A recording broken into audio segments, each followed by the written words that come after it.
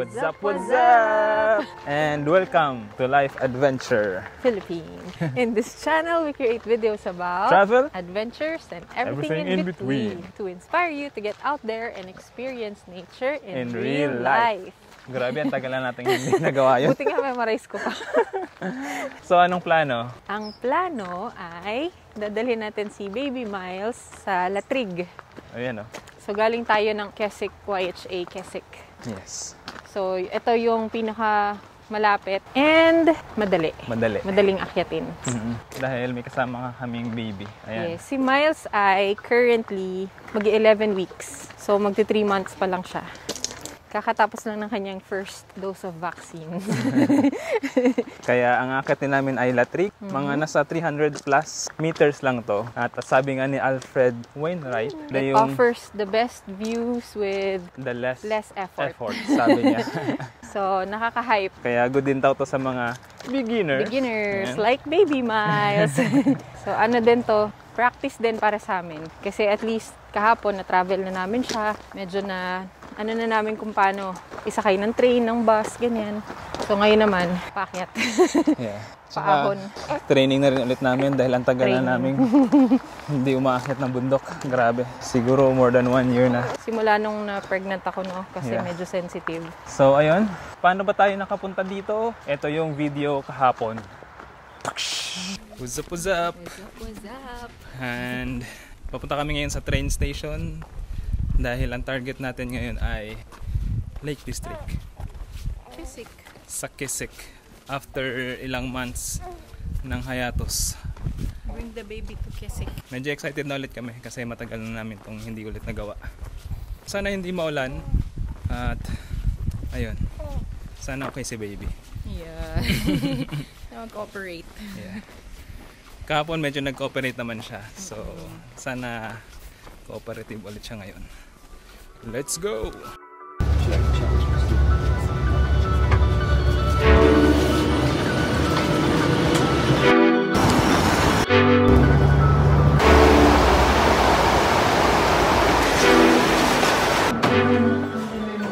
Update! Nandito na kami sa Keswick. YHA. Sa YHA. Maganda yung room namin kasi yung view is yung river. Tapos kita yung Skidoo. Skida. Kaya lang, ang taas, no? Pero okay lang din. At least pag iiyak siya. Walang mabalabog. At maganda nga na malapit siya sa river dahil parang may natural, white noise. Yun. Saka maganda yung view. Itsura niya. So, ang plano ay titingnan namin kung pupunta kami dun sa Castle Rig Circle. Stone Circle. Yun talaga yung original plan pero maambon nung pagdating namin dito. So, hindi tingnan namin. Pag hindi, pahinga na. Hintay ng malapit-lapit. Oo. Or pahinga. And then Para bukas, akitan namin yung Latrig. Mababa lang siya, 300 plus meters na. Kita din siya dito. Nandun makikita dun sa labas ng bintana. Sana swerte si Baby Miles. Oo, sa weather. Kasi malas kaming dalawa. Baka si Baby Miles na yung swerte namin. Pero sa ngayon mukhang... Oo, pagkababa, umambon eh. Mukhang Nagmana siya sa amin. Oo, nagmana sa amin. Kasi hindi talaga maganda pag kami, yung panahon. Sa pati it's either umuulan or foggy. Bihira yung sunny na maganda yung Pag may kasama kami, yun. Yeah. Yung inaasam-asam namin na sea of clouds or cloud inversion. Sana bukas meron. So siya ang magsasabi, magde-decide. Kung swerte ba siya or not. Or sadyang hindi lang talaga yung week. Maganda yung week na to. Dahil last week, maganda yung panahon. Isang buong week na maganda sunod-sunod.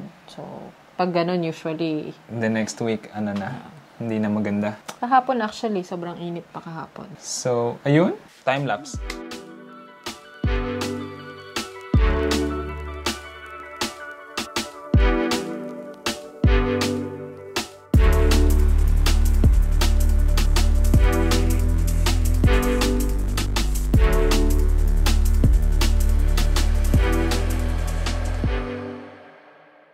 What's up? May kinuha din pala akong bagong drone kasi nasira na yung drone namin. Yung unang drone namin nasira, naligo sa swimming pool nung pumunta kami sa Pilipinas. So, may pinick up kami, kumuha kami yung bagong drone. Narigalo sa akin ni Consey. Mukha okay naman.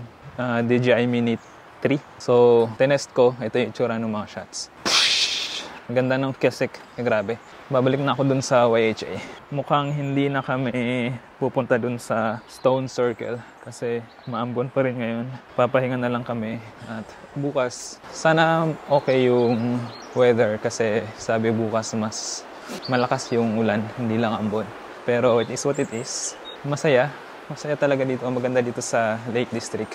Walang kupas kahit ilang beses na kaming pabalik-balik dito. Nakaka-relax talaga siya.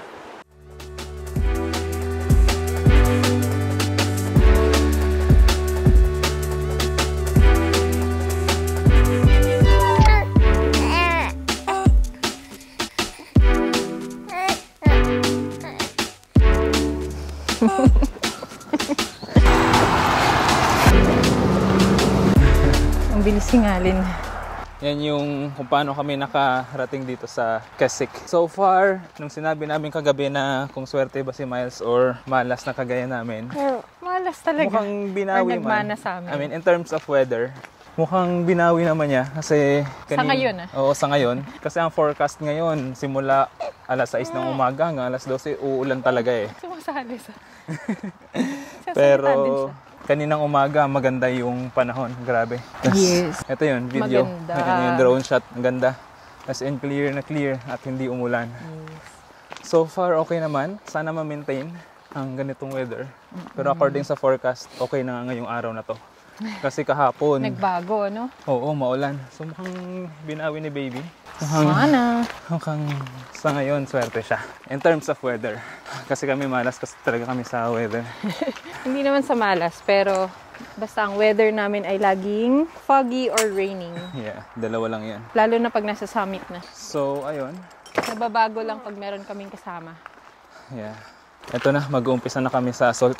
Non-stop assault na to. Hanggang taas. Good luck. Oo, hingal mode na naman. At mamaya, ipapakita namin sa inyo yung isang kapandarayaan. Mamaya. Yun, papakita namin sa inyo. Basta maano kayo, may ganito pa dito. Samantalang kami, napakahirap kaming umakyat. Ayan, mamaya pakita namin kung ano yun. Kasi ngayon, hingal mode na.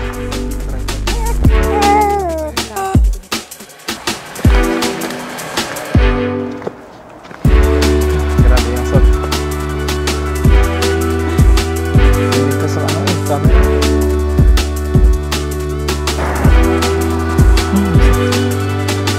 Para good mo.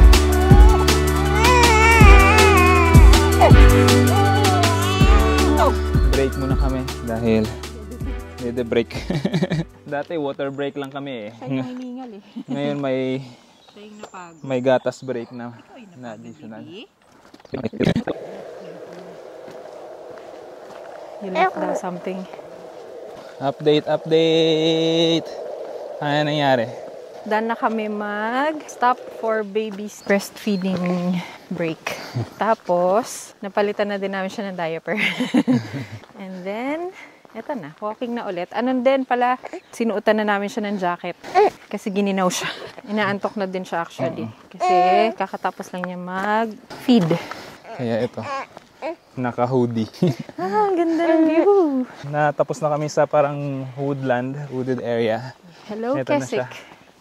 Ayan siya, yung view. Kita na yung Cat Bells, High Spy, tsaka yung Honester Pass. Dito. Yun yung inakit namin ng wedding. At mga ilang lakad na lang, bubungad na rin yung Skida. The mighty Skida. Yeah.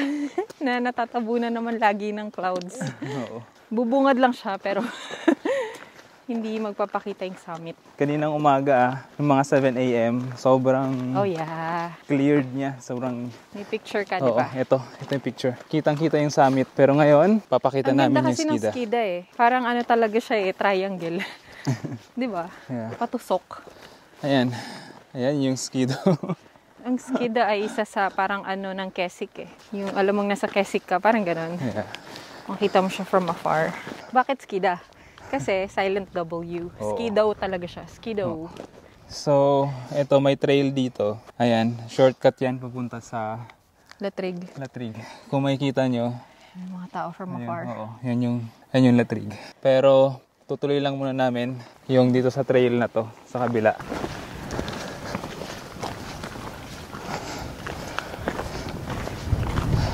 So mukhang doon na kami, didiretso. Pinapakit na kami dito. Yeah. Hindi na kami dadaan doon sa Unfair. Yung Unfair ay car park. May car park doon. So after ng mahabang pinagdaanan, may car park pala doon. Malapit sa parang jump off. Jump off ng Uy, skido. love you. Laki oh.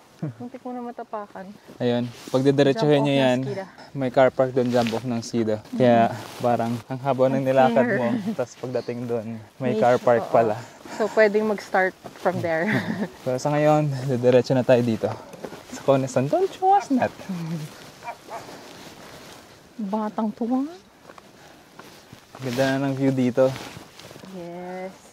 Dahil clear na, open na open. And kitang-kita mo yung skida. At So, nakaka-excite yeah. doon sa Latrig. At Kasi ayun. ibang side to like yung alam nating view kasi paskida. Yeah. Nakita yung Derwent Water. So, yun nga, mag-open up nga rin dito siguro after ng trail na to yung Derwent Water. Yeah. Makikita na namin. Zigzag, switchback. Switchback Yeah. pala tawag nung pa-zigzag na trail. Kaya shortcut yung kanina. Mm-mm. Kasi pag dito mazigzag. Yeah. Pero kapag doon kayo akyat sa skida, may trail doon na Oh my goodness. grabe, straight talaga. Lalabas talaga yung dila mo. Oo, sobrang pag Lal- nakita mo. ano? Ayun yung umpisa pa lang. Magmumukha kang asong uhaw. Oo. As in, hindi siya, may konting lang, paliko-liko, pero grabe, assault agad. Kasi kung yung zigzag nga assault eh. Yeah. What more pa yung hindi zigzag. Mahangin-hangin na dito at umaambon kanina kaya nagsuot kami ng rain gear. Sana hindi ganun kalakas yung hangin dun sa taas ng Latrig para makapagpalipad tayo ng drone. Yehey, may drone na kami ulit. Pero ganda dito, grabe. Kahit 2 beses na namin tong nadaanan yung view na to. Ayan yung view na yan. Yeah. Hindi pa rin nakakasawa. Sana may tayo dito. Doon kami galing kanina. After ditong woodlands, doon kami umakyat kami doon. Tapos ayan ulit. Ayan si Consi. Tapos ayan next. Mukhang last na switchback na yan. Ay hindi pa pala. Ayan. Meron pa rin. May rainbow. Ayan. Dahil nagkaroon ng sunray at may mist doon. Sunray. Beautiful. Dota.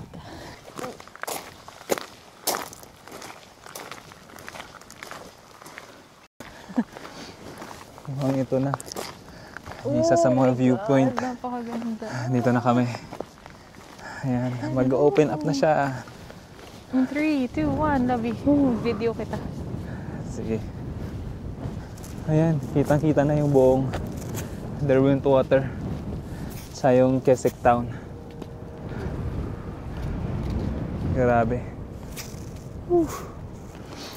Maganda yung viewpoint na yon, pero hindi pa talaga yung summit. Ito na yung totoong summit talaga. Ayan. Kung nasan yung mga tao. Patusok. The real summit ng Latrig. Let's go! Ay, ganda ng Derwent Water. Fall summit pala siya. Hindi pala tayo totoong summit. Lagi naman eh. Oo, akala mo yun na. Hindi pa pala, pero ang ganda. Ay, mukhang yun na talaga yun. Ayun, mukhang yun na talaga yung summit na yan.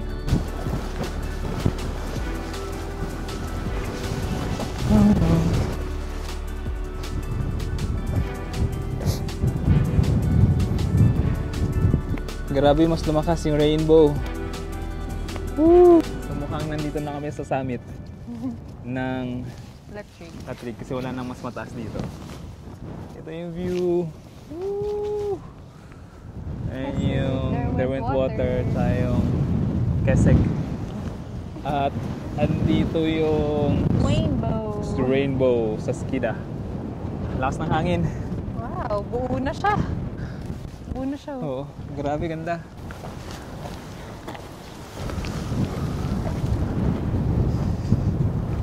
May nakasalubong kaming parents, ayun, yung pink. Ano din, may dala din silang baby carrier. Mas maliit pa kay Miles. Oo, grabe. Pero naka-expose yung ulo. Oo, expose yung ulo. Samantalang si Miles. Oo, balot na balot. Pinoy na Pinoy. Pinoy bakit ba? Iba yung jeans, hindi ba kaya? Kailangan pang mag-training. Pero ang galing, kasi hindi lang din kami yung hilig sa bundok at tinadala yung baby nila. Meron na naman kaming katukayo. Ayun naka-yellow green yung bata. Nasa backpack na. Medyo malaki na siguro. So, ganyan din yung ending namin in the future. Nasa likod na, wala na sa harap. Ranger. Yung kaya na niya yung suportahan yung leg. So far, okay nga yung weather. Swerte nga si Miles. Si baby Miles. Siyang aming lucky charm. Mukhang nilibanan niya yung kamalasan namin sa weather. At pinakitaan pa kami ng rainbow. Nandito pa rin yung rainbow sa... At ang lakas talaga ng hangin, pero ganito talaga dito. No? At mukhang lalabas pa yung araw. Naghahanap na lang kami ngayon ng spot para mag-lunch. Yung hindi masyadong malakas yung hangin dahil medyo malakas yung hangin. Yan, ganda. Grabe.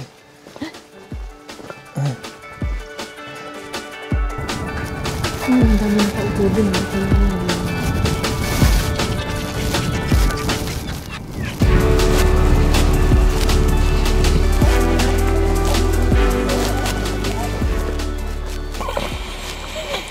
Update! Tapos na kami dito sa La Trigue. Ano masabi mo? Success. Ang ganda. Tama nga si Alfred Wainwright. It offers the best view with less effort. Chill lang siya chill. Kayang-kaya. Kahit nga si Lola kanina nakayanan niya. Pero ang view, what an absolute view. Yeah, yun sabi ni Lola. Ayun, ito yung drone shot pagkatapos namin kumain. At ngayon, bababa na kami. Tsaka ito yung picture ni Miles. Yung kamay at paa niya. Yung kamay lang. Bababa na kami at siguro papahinga. Tapos mag-break din muna para magpa-breastfeed ulit. Ayaw nga pala. So yun. Okay. Nag-enjoy ka? Nag-enjoy ka ba? Ang ganda ba yung view? Napagod ka? Anong masasabi mo sa unang hike natin?